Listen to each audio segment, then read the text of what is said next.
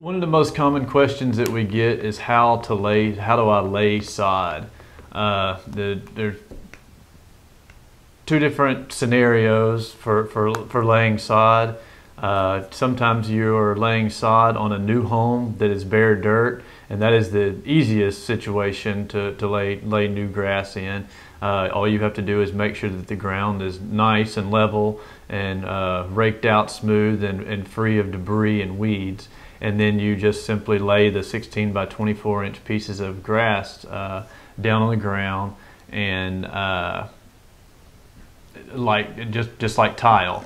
And you don't want any dirt showing. Wherever there's dirt showing at the seams, there is the potential for weeds to come up there, and it just doesn't look as nice in the end.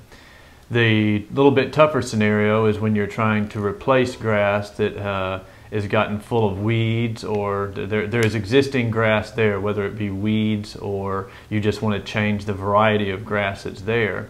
In that case, ideally you spray the area with Roundup and wait about 7 to 10 days and let it die, and then either use a weed eater or a sod cutter to rip that old grass out, or weed it down to the ground, which, like I said, is not the preferred method. And then once you bag all that up and haul it off, you lay the grass the same way you would as if it were bare dirt.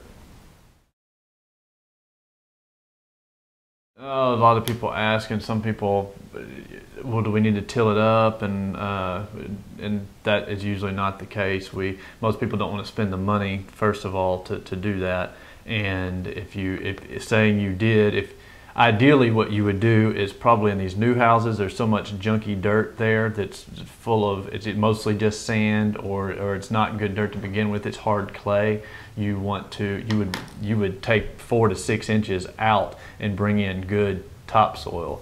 And if you do that, obviously it would be incredibly expensive, but you would cut down on your irrigation costs, your fertilizer costs, and everything. So if you're going to live the rest of your life in this house, then yeah, I would spend the money and put, either, if there's too much dirt there, if I couldn't add the 4 to 6 inches of good topsoil, then I would get rid of enough dirt to where I could, because if it's just sand, you're going to leach your nutrients out of the ground a lot faster. Your water is going to just fall through there a lot faster and not be held up by the plant, by the roots where it needs to be.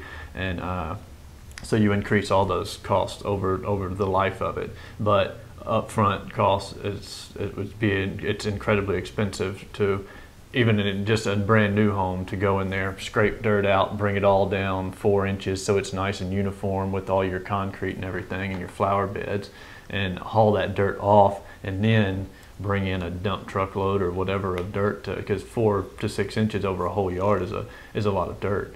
So that's why most people choose not to go that route.